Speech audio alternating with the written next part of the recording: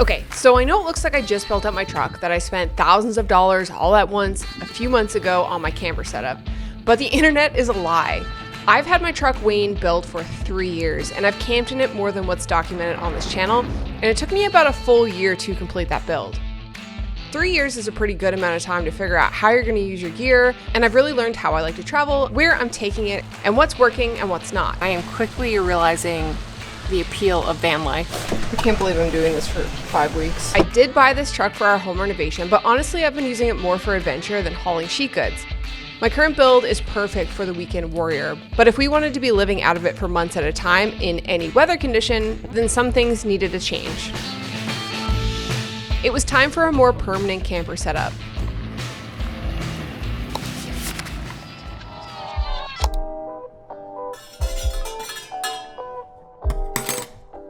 It's very early, but I'm about to hit the road to Michigan. 6 hours to get my new camper on. Let's go. Officially made it across the border into Canada. First stop, Tim Hortons, obviously, as one does when one goes to Canada. Didn't really have much of a problem getting across the border. She did question me about why I was going to Michigan to get work done on my truck. Probably should explain to you why I'm going to Michigan. Okay, let's back up for a second. If you're new here, hi, I'm Becky. I'm a photographer. I make adventure films here on YouTube. And over the last 6 years, I've become absolutely obsessed with camping. I love camping! After accidentally getting thrown in headfirst into my first camping trip, I realized that I actually did like camping, I just hated not knowing what to do. So I fell down this rabbit hole of wilderness survival and bushcraft videos, discovered overlanding, and the rest is history. Trucks, adventures, and gear? Yes, please. For the past 3 years, I've been camping out of my F-150 with a build that slowly came together over a period of about a year and a half. But after using the setup way more than I had expected, including living out of the truck for 5 weeks, I started to realize some things just weren't working. We have been finding this tent is a little bit too short for Chris and I. Our toes, when we're laying on our back, touch the ceiling. It's really claustrophobic. After a lot of research and going back and forth on whether a van might be a better fit, I decided I wanted to stick with my truck. I wanted the performance and the ability to sleep in a wedge tent and still park in a regular parking spot, but I also needed enough space to escape in bad weather, change clothes, and most importantly, keep using the truck for what I originally bought it for: renovation and campsite build projects. After comparing campers, I landed on the Super Pacific X1 for 2 main reasons. One, the ability to ditch the ladder altogether, freeing up a ton of space in the cab of my truck, but the main one was resonating hard with one of their core goals: preserve the functionality of the truck as a truck. With a big remote trip coming up in Blackfly country, it was time to get the new camper installed and give it a proper test run before hitting the road. ADV Mobile in Howell, Michigan was the closest Super Pacific installer to me, and after working with them for the past 4 months, install day had finally arrived. That is why I'm headed to Michigan. I'm actually about halfway there now. I'm up in Canada, just classically stopped at another Tim Hortons. So I'm gonna get a little breakfast, I'm gonna gas up, and then we have about 2.5 hours to go to Michigan. So I'm very excited to get the new camper on the truck. Bit nervous, to be honest with you. It is a big expense and a big commitment, but I think it's going to be a really good fit for the type of traveling that we're doing. Breakfast, gas, drive, pee. I gotta pee.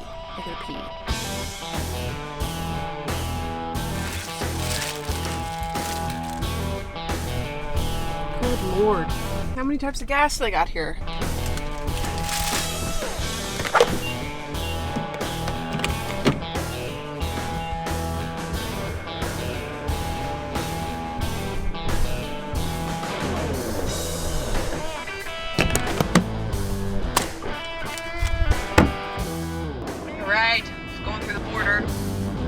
In 500 meters, continue on to I-69. Use the right lane to take the Michigan 59 ramp. Your destination is on the right. I officially made it. I'm busting to pee and my leg is dead. But yeah, I'm here. So let's go get the Super Pacific X1 installed on the truck and a couple other upgrades. I'm stoked. Show up and show out. Show up and show out. After seeing the rigs these guys had at their shop, I knew I was in good hands. There were a few things I knew I wanted to add when upgrading to this camper, and I worked closely with ADV Mobile over the previous couple of months to make sure we hit it all. We added the Merlin 360 solar panel to the roof. With a new heater and added lights, our power needs would be a lot greater, so having the ability to charge in the sun was key. If you're gonna do it big. I went for the version with the Truma heater. It was an extra expense, but Chris and I are very much shoulder season campers. Using the diesel heater was really great, but really messy and not the most reliable, so this built-in propane one should be much better. Show up and show out. I mentioned black fly country earlier. Well, we also got some bug screens added, but we'll talk more about that later. Show up and show out. Show up and show out. Let them know what you about. I'm so tired. Wow.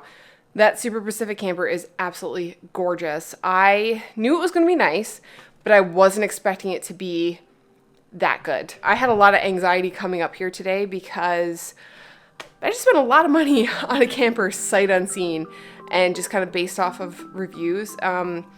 And wow, like I'm really impressed with it. It is so gorgeous. It is so beautiful. It is so much bigger than I thought. It looks amazing on the truck.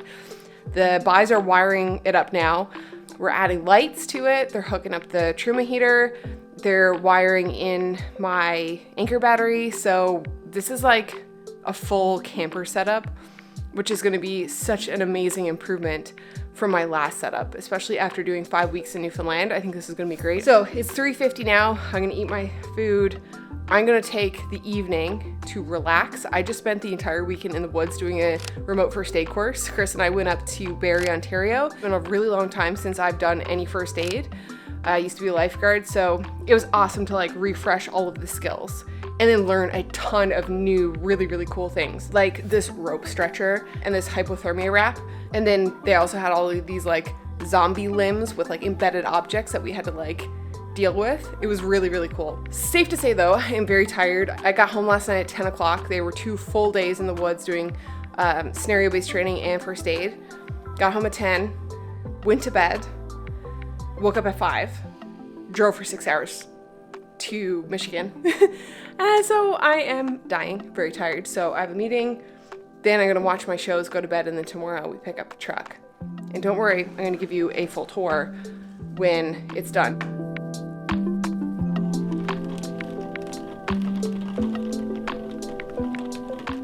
Good morning. What a restful sleep. Listen, I love a Holiday Inn because they give you a squishy pillow and a firm pillow, and I am a squishy pillow person. And yes, it was a good sleep. I did nothing but sleep and watch shows. It was great. I'm basically going to be waiting here until this afternoon for the truck to be finished, probably about 3 o'clock. So I'm just going to hang out here, get some work done. I feel like I need to eat a vegetable because I've been eating like fast food and sandwiches for the last like 3 or 4 days because we've been traveling. So my goals today are do some work on the computer, glad I brought my laptop, eat a vegetable, take a nap, and then drive all the way back to Buffalo, 5 hours and 40 minutes. I'm looking forward to seeing the truck though.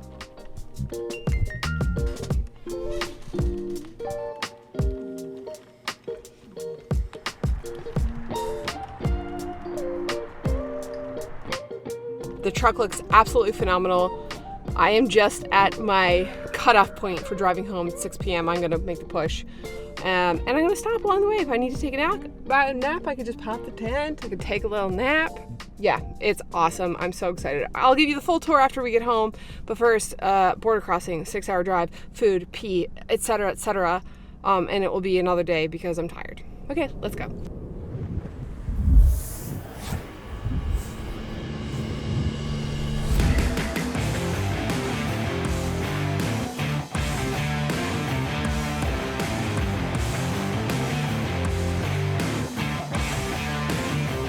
Okay, welcome to my initial Super Pacific X1 build on my 2022 F-150. Okay, so I just got the camper put on my truck at ADV Mobile in Michigan.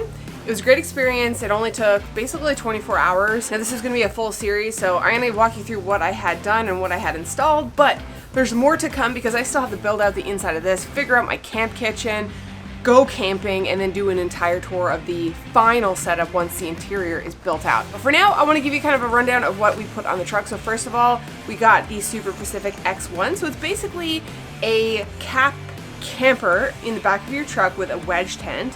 And the difference between this one from my last build is that this one is a lot larger, a lot longer. So there's more space for Chris and I. We're both very tall people. It's way easier to set up. The last one took between like 10 and 15 minutes to set up camp. This one is literally less than a minute. So just pop, put the tent up.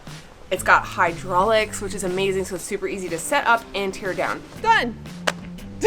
So the reason why I picked the Super Pacific was because when you open those side doors, there are no hinges or anything, crossbars in the way. You have full entire access to your truck bed. One of my goals with this build was to maintain the ability to use my truck for truck stuff, especially since Chris and I are renovating our home. We're working on our property. So we really want to be able to haul sheet goods. So everything that goes in this truck needs to be able to easily come out of this truck. There's a ton of benefits to this setup versus my old setup, which we'll kind of discuss maybe in the last video. We got the rear window tinted. I was unsure about the window, but I do like that I have it because I can see out the back. And we got the Truma heater. The reason why we got the heater is because Chris and I actually prefer to camp in the shoulder seasons, spring and fall. We had recently added a diesel heater to our previous setup, and it was really great. I loved that it extended our camping season, but it was very messy, it was very stinky, and it didn't always work that great. So I thought, why not get kind of an OEM heater built into this, because this is a propane heater. We just hook up a propane tank, turn it on. We're going to test it out and see how it goes, because I have a lot of questions about like how hot does it actually get when it's cold out, and how long will a tank of gas last. So all of those questions hopefully will be answered by the end of the series. On top of that, from Super Pacific, we got these buzzkill screens installed. This is like basically a bug net, so we can keep all of this open just on the back with the bug screens, including the tent, and not have bugs. We get obviously a lot of mosquitoes. We like camping in Canada, a lot of black flies. So having that was really key. We had a Merlin 360 watt solar panel installed on the roof of the Super Pacific. Now they kind of shifted that down, so we had room to use the rest of the roof if we needed to mount something. There's T-track along the top and the sides of the Super Pacific, so you can mount a bunch of stuff. The solar panel is wired directly into the truck, and there is a port that goes directly into our battery, so when we're camping and it's sunny, we can charge that battery at camp. Something I really wanted was integrated lighting. So originally we were going to go for the Kingpin V series lights, but last minute they had the new F series lights in stock, which had red light and white light. And they asked me if I wanted to upgrade. I said absolutely, because I really wanted the ability to have the red lights for nighttime, maintaining our night vision if we had to get up and use the bathroom, but also using red light at night to kind of minimize the amount of moths and flies and bugs that are coming into the tent at night. That all plugs into our anchor battery. We've got one on the left, one on the right. Those have rotating brackets, so they can point up, point down. We can adjust those. And we also have one on this tailgate thing here. And I wanted that added, so if we're doing some cooking on the tailgate, we had direct light down here. I also had them reinstall my Roam 270 awning. I love that awning. It was one of the best parts of my last build, so I brought that along to Michigan with me and had them reinstall it. And so I have those awning walls still, so we'll be able to kind of have an extension of the tent on the truck, which will allow us to have a bigger living area while we're in kind of weather like this where it's kind of raining and uncomfortable, especially now that we have a puppy. I think it's gonna be really great to have an extra space to go that's covered so she doesn't get wet and stinky, although she will do that anyway because she's a dog and she's supposed to be outside. But anyway, it'll help with getting in and out of the tent. We enter the tent from underneath here, so we no longer need a ladder, which is awesome because now I can take a ladder out of the back seat, which is less things to take. But also we can get in and out of here, so when that awning is over, theoretically everything should be dry here. It will be a lot easier when it's raining to get in and out of the truck without getting everything wet and messy. So that's everything that I had installed at ADV Mobile. None of this is sponsored, I paid for it, but I do want to say thanks to ADV Mobile for accommodating me, obviously, and for allowing me to film some of that build. I really appreciate it. And I'm really excited to continue using this. We already slept in it one night. We did a trial in the yard with our new puppy Chopper, and it went really well, and we are obsessed with the tent. So we're looking forward to now continuing to build this out. We're gonna go out for the long weekend and really give it a shot, see how it goes. With the initial build complete, it's time to get to work on customizing this thing for our big trip later this year. So in the next video, I explore an aesthetically pleasing and removable camp kitchen, which I'm not quite sure is actually gonna work out. Way too much stuff. but we'll find out later. Thanks so much for watching, and we'll see you on the next one.